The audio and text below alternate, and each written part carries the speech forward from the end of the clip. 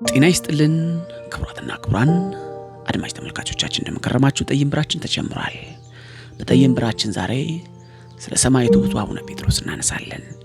ላይክ፣ ኮሜንት፣ ሼር፣ ሰብስክራይብ በማድረግ ተወዳጁን አብራችሁ 1875 ዓመተ ምህረት በሰሜን ሸዋ ሰላሌ አውራጃ ፊቼ ከተማ ተወለዱ። የልጃቸውን የእውቀት ብልጽግና ለማየት የጓጉት ወላጆቻቸው እድሜያቸው ገና ለትምህርት ሳይደርስ ወደ ደብረ ሊባኖስ ገዳም በመውሰድ ለጋ አእምሯቸውን በእውቀት ያንጹላቸው ዘንድ በአይታዊ ተድላ ለተባሉ መምህር አደራ ሰጧቸው። ታዳጊ ኃይለ ማርያም ወይንም አቡነ ጴጥሮስ የወላጆቻቸውን ፍላጎቱን ይሆን ዘንድ በጥንታዊው የቤተ ክርስቲያኗ ሥርዓተ ትምህርት መሰረት ከንባብ እስከ ቅኔ ቤት ያሉትን ትምህርቶች እዚያው በተወለዱበት ቀዬ በሚያስገርም ሁኔታ በአጭር ጊዜ ውስጥ አጠናቀቁ። በኋላም የቅኔ ትምህርታቸውን ለማበልጸግ ጎጃም ክፍለ ሀገር ወደሚገኘው የቅኔ ትምህርት ቤት ዋሸራ ተሻገሩ።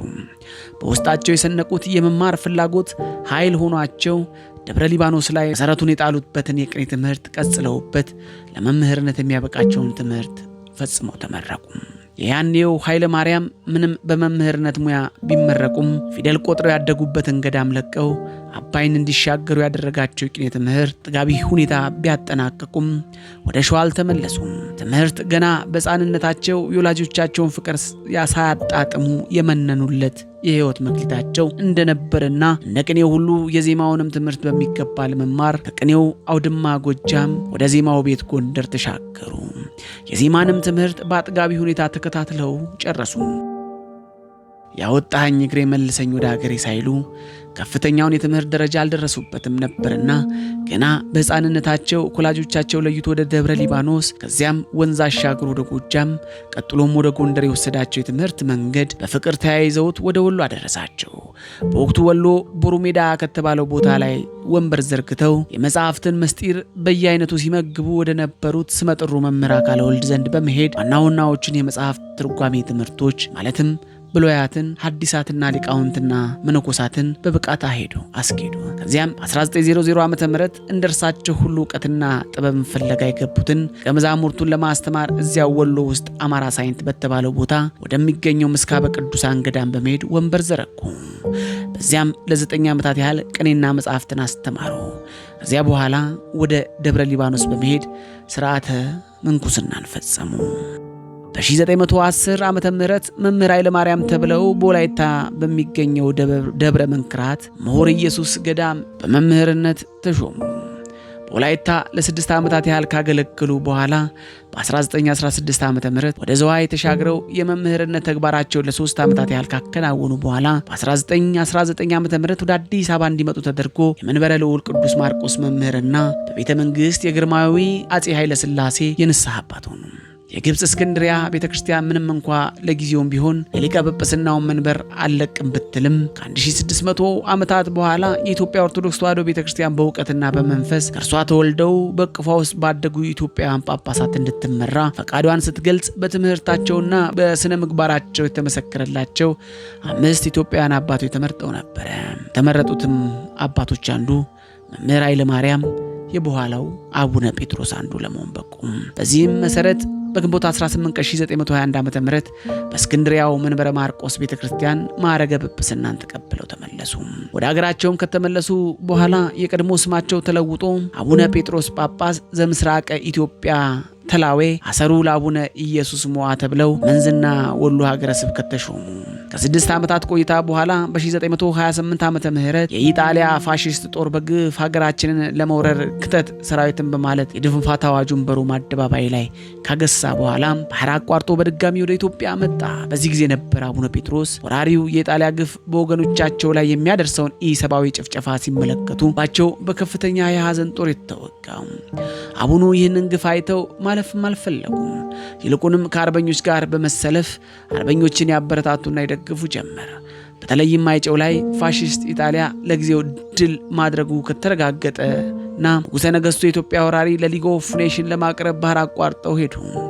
በኋላ በሰላሌ፣ ግንጪ፣ ግንደበረት፣ ደብረ ብርሃን ወዘተ የኢጣሊያን ወራሪዎች በዱር በገደል ይፋለሙ የነበሩት አርበኞች ግፍ አንገሽግሿቸው በተቀላቀሏቸው ወገኖቻቸው ኃይላቸውን አጠናክረው በአዲስ አበባ የሚገኘውን የጣሊያ ጦር ሰራዊት ኃይል ጥሰው ለመግባት ወሰኑ።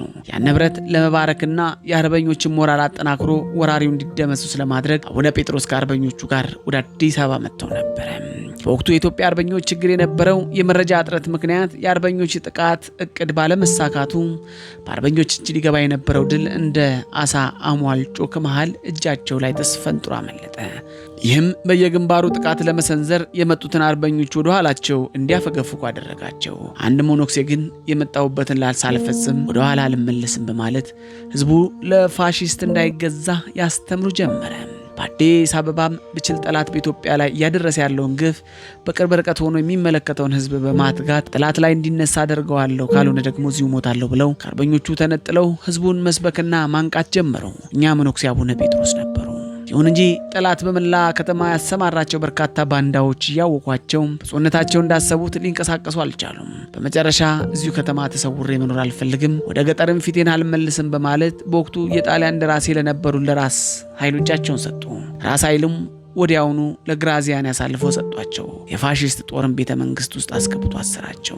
ከዚያም ጳጳሱ የኢጣሊያን ገናናነት አምነው የቪክቶር አማኑኤልንና የሙሶሎኒን ገዥነት ተቀብለው በሃይማኖታዊ ተልኳቸው እንዲሰብኩ ተጠየቁ። ጥቂት ኢትዮጵያውያን አገራቸውን ከርተው በአድርባይነት በጥቅም ለግፈኛው ጠላት ድጋፍ እንደሰጡ ሁሉ ጳጳሱም ጣሊያኖቹ የነገሯቸውን ተግባራዊ ቢያደርጉ የኢትዮጵያ ቤተክርስቲያን መሪነትን ለስብከት ማስፋፊያ የሚሆን በብዙ ሚሊዮን የሚቆጠር ሊሬ የተንጣለለ መኖሪያ እንደሚሰጧቸው የሚያረጋግጥ መደለያ ተንቆረቆረላቸው። ለጥቅም ያደሩ የእምነት አባቶችም ኢጣሊያውያን የሰጧቸውን እድል እንዲጠቀሙ ጳጳሱን ይማጸኑ ገቡ። የኢጣሊያን ገናናነት እንደምን የአማኑኤልንና ሙሶሎኒ ገዢነት እንዲቀበል ነው የፈለጋችሁትን ብለው መስቀላቸውን ጠበቅ ላላ ያደረጉ ጠየቁ። በትክክል አሉ ጣሊያኖቹ፣ ማመን ብቻ በቂ ነው። ከዚያም ስልጣኑን፣ ገንዘቡን ይህን የጳጳሱን ገሰጿቸው። በቃችሁ፣ ይህች ክቡራን የደፈራችኋት አገሬ ለመሆኑ መኳንንት ከግብፅ ይወጣሉ፣ ኢትዮጵያ እጆቿን ወደ ፈጣሪ ተዘረጋለች ትባለለት ቅድስት አገር መሆኗን ታውቃላችሁ? ይህች የቆማችሁባት ምድር ለብሪተኞች ረመት እንደ እሳት የምታቃጥል መሆኗን ብታውቁ ምን ያህል በሐዘን ጥርሳችሁ እየተፋጨ በተንገጫገጨ ነበር። ግን ግብዝ ሆናችኋል፣ በኃይላችሁ ተማምናችኋል። እኔ የምፈራው የሰው ሰይፍ አይደለም። የእናንተ ጉልበት፣ የእናንተ ብሪት ትንሽ ጉም ነው፣ ትንሽ ንፋስ የሚበትነው። እናም የፋሺስት ኢጣሊያን የበላይነት ከምቀበል ሞቴን እመርጣለሁ። ወደ እግዚአብሔር እጆቼን የዘረጋቸውን ቅድስት አገሬን እብሪተኛ ሲደቀድቃት እንዲኖር አልፈቅድም። እምነቴ ይህንን በፍጹም አይፈቅድልኝም አሉ ጳጳሱ አምርረው። ቀጥሎም እናንተ የኢጣሊያ ገዥነት የተቀበላችሁ ሁሉ አወግዛችኋለሁ። የኢጣሊያን ገዥነት ከተቀበለ እንኳን ሰው ምድሯ የተረገመ ትሁን አሉ። አቡነ ጴጥሮስ ጣታቸውን ወደ ላይ ቀስረው ሰማዩን እያዩ አቡነ ጴጥሮስ ቁመታቸው ረጅም፣ ፊታቸው ዘለግ ያለ፣ መልካቸው ጠየም ያለ፣ አዋቂነታቸውና ትሕትናቸው ከገጻቸው ላይ የሚነበብ ሲሆን በዚህ ጊዜ ለብሰውት የነበረው ልብሰ ጵጵስና ጥቁር ካባ ያውን በጭቃ የተበከለ ነበረ። በዚህ ሁኔታ አቡነ ጴጥሮስ ወደ ችሎት ቀረቡ። ለፍርድም የተሰየሙ ዳኞች 3 ሲሆኑ እነዚህም ጣሊያኖች የጦር ሹማምንቶች ናቸው። አቡነ ጴጥሮስ የቀረበባቸው ወንጀል ሕዝብ ቀስቅሰዋል፣ ራስዎም አምፀዋል፣ ሌሎች እንዲያምፁ አድርገዋል የሚል ነበረ። ፋሺስቱ ዳኛም ካህናቱም ሆነ የቤተ ክህነት ባለስልጣኖች ሊቀ ጳጳሱ አቡነ ቄርሎስም የኢጣሊያንን መንግስት ገዥነት አምነው አሜን ብለው ሲቀበሉ እርስዎ ለምን አመፁ? ለምን ብቻውን አፈንጋጭ ሆኑ? ሲል ጠየቃቸው። አቡነ ጴጥሮስም የሚከተለውን መልስ ሰጡ። አቡነ ቄርሎስ ግብፃዊ ናቸው። ስለ ኢትዮጵያና ኢትዮጵያውያን የሚገዳቸው ነገር የለም። እኔ ግን ኢትዮጵያዊ ነኝ። እኔን ለመግደል እንደወሰናችሁ አውቃለሁ። ስለዚህ በእኔ ላይ የፈለጋችሁትን አድርጉ፣ ግን ተከታዮቼን አትንኩ አሉ። ከሳሽ ዳኞች ፋሺስት ጣሊያኖች ጳጳሱ በጥይት ተደብድበው እንዲገደሉ ፈረዱ።